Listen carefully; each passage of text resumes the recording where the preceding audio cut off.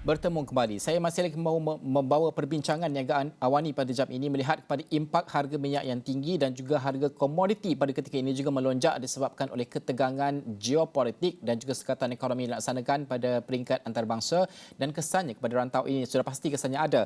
Bagi mengulas lanjut saya bersama dengan Profesor Madya Dr. Irwan Shah Zainal Abidin yang merupakan pakar ekonomi dan juga pensyarah kanan di Universiti Utara Malaysia. Assalamualaikum Dr. Irwan, selamat pagi. Terima kasih kerana bersama kami pada jam ini. Pertama sekali, kita melihat kepada beberapa angka yang menyaksikan peningkatan harga bahan mentah. Sebagai contoh, sudah pastilah komoditi itu harga minyak mentah melonjak disebabkan oleh krisis dan ketegangan geopolitik di Ukraine. Kita juga melihat bahawa harga, sebagai contoh harga jagung yang meningkat kepada $8.24 pada Julai 2012. Ini pada akhirnya kesan berantai adalah kepada bagaimana penghasilan dedak itu akan lebih mahal dan juga sudah pasti akan meningkat juga harga akhir produk iaitu ayam sebagai contoh. Adakah sudah tiba masanya ataupun pada ketika ini Malaysia juga akan menerima kesan seperti inflasi yang tinggi dan sebagainya disebabkan oleh harga komoditi yang tinggi ini, Doktor? Ya, terima kasih Najib kerana menjemput saya. Jadi saya bersetuju dengan apa yang dikatakan tadi.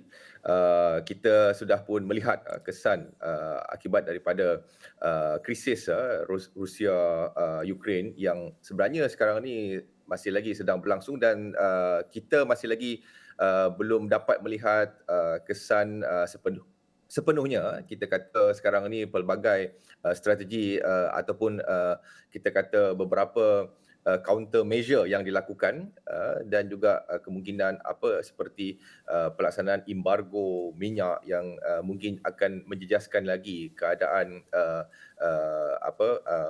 keadaan harga pergerakan harga minyak dunia dan seperti yang Najib dah sebut tadi memang krisis Rusia Ukraine ini memang penumpuan tu kepada makanan-makanan ruji dan ini memang sebenarnya jelas telah pun memberikan kesan kepada keseluruhan rantaian bekalan makanan, okey, dan menyebabkan kenaikan dari segi harga-harga makanan yang kita kata makanan-makanan yang asas, okey.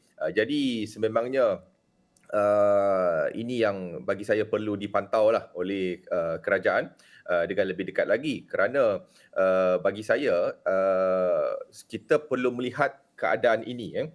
Kita perlu melihat keadaan ini pertama sekali kesan daripada krisis Rusia Ukraine itu, tapi juga keadaan sebelum krisis ini menjadi lebih parah dan juga keadaan sebelumnya kerana kita tahu bahawa akibat daripada sekatan pergerakan pergerakan akibat daripada uh, usaha untuk nak mengekang penularan pandemik pada tahun lepas di seluruh dunia, ini menyebabkan kita tahu berlakunya disruption ataupun shock antara permintaan dan penawaran dan terutamanya dari aspek penawaran dan isu ini sebenarnya masih lagi belum dapat diselesaikan sepenuhnya.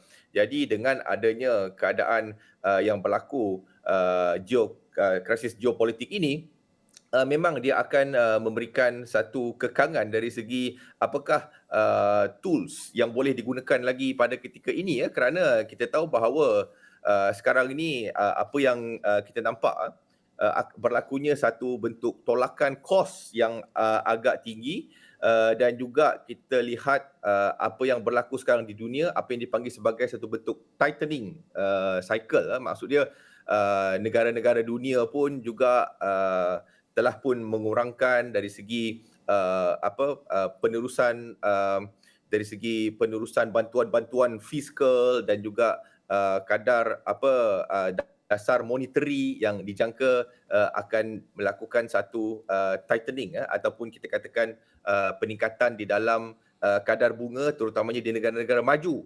Jadi ini akan memberikan kesan bagaimana kita nak mengurus jangkaan inflasi yang akan dilihat ini dan Najib, saya risau sebenarnya satu perkara yang saya risau pada ketika ini adalah fenomena stagflation ataupun stagflasi. Risiko ini mungkin masih lagi kita tak nampak lagi dengan secara signifikannya di negara Malaysia ataupun di dalam konteks ekonomi Malaysia, tetapi dalam konteks global kita sudah yang dikatakan sebagai stagflasi ini kemungkinan akan berlaku jika tidak ada usaha-usaha konkret yang dilakukan untuk menangani krisis geopolitik ini, yang saya risau juga akan memberikan limpahan kepada ekonomi Malaysia juga dalam masa terdekat ini. Kalau kita bercakap tentang stagflation itu juga, Doktor, ini sangat menarik kerana sememangnya belum kita saksikan di peringkat Malaysia, namun mungkin keadaan itu akan kita saksikan di Amerika Syarikat kerana sukar membuat keputusan dasar polisi monetary dan sebagainya disebabkan oleh mungkin inflasi yang tinggi, pengangguran juga tinggi di sana dan juga keadaan permintaan dalam ekonomi itu sendiri. Bagaimana untuk kita melihat kesannya secara berantai dan juga tahap kesediaan Malaysia, kerana kita jangkakan Bank Negara Malaysia akan meningkatkan kadar faedah pada akhir tahun ini. Adakah keputusan ataupun perkembangan-perkembangan ini akan mencerminkan berapa banyak kenaikan kadar faedah akan berlaku di Malaysia ataupun mungkin tiada kenaikan kadar faedah?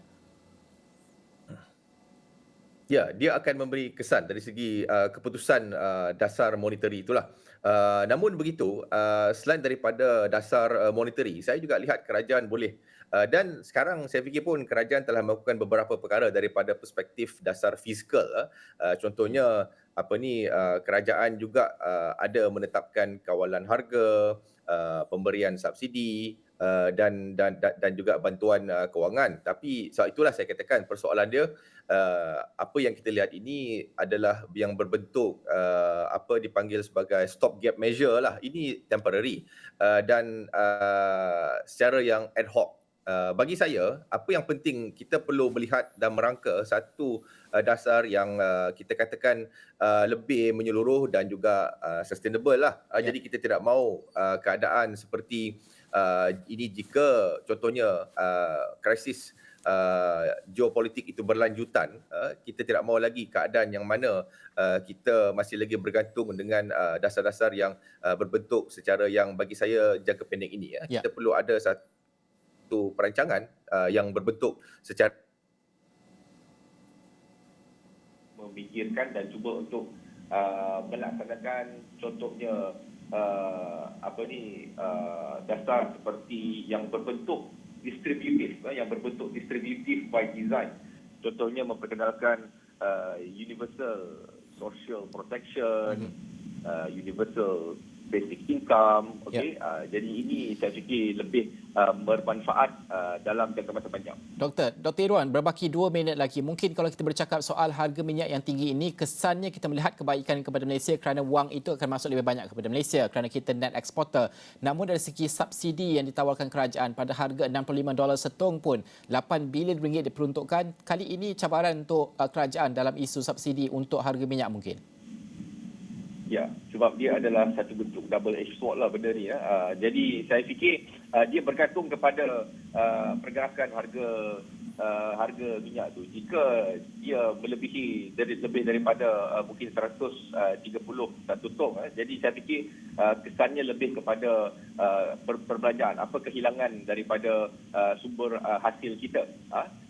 Jadi dalam konteks ini bagi saya sebenarnya apa yang perlu dilakukan oleh kerajaan adalah memikirkan cara untuk nak meningkatkan hasil negara di masa hadapan dan kalau bolehlah bagi saya di masa hadapan inilah sebab kita perlu mencari satu penyelesaian yang tuntas supaya ekonomi kita tidak lagi bergantung kepada komoditi minyak ini. Ini yang sebab itu kita perlu melihat ini di masa hadapan dan juga saya fikir dalam rancangan Malaysia ke-12 dengan penetapan kepada ekonomi sasaran ekonomi carbon neutral itu bagi saya adalah satu strategi yang baik supaya di masa hadapan kita juga perlu mencari sumber-sumber hasil yang lain dan juga reformasi cukai supaya kita tidak lagi bergantung kepada pergerakan harga minyak dunia di masa hadapan supaya ekonomi kita lebih resilient di masa hadapan. Alright, terima kasih Dr. Irwan kerana berkongsikan pandangan tersebut bersama kami pada jam ini. Profesor Mahdi Dr. Irwan Shah Zainal Abidin merupakan pakar ekonomi dan juga pensyarakanan di Universiti Utara Malaysia. Kita membincangkan tentang bagaimanakah impak cetusan geopolitik yang tidak menentu di peringkat antarabangsa dan kesannya kepada stagflation dan juga kepada ekonomi Malaysia dan juga sudah pasti kepada harga minyak tempatan dan juga subsidi oleh kerajaan sendiri. Baik, sekian sahaja Niaga Wani untuk jam ini. Saya Najib Arif. Assalamualaikum dan salam hormat.